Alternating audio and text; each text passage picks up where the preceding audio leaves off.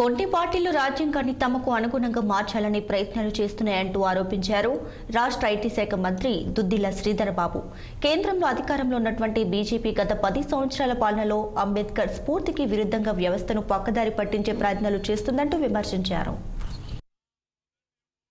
వ్యవస్థలను ఉపయోగించుకునే కార్యాచరణ ఈ 10 సంవత్సరాల కాలం పాటు జరిగింది.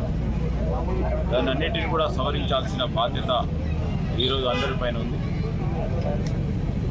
ఈరోజు రచించిన రాజ్యాంగాన్ని కొంతమంది మళ్ళా తిరిగి రచించాలంటున్నారు.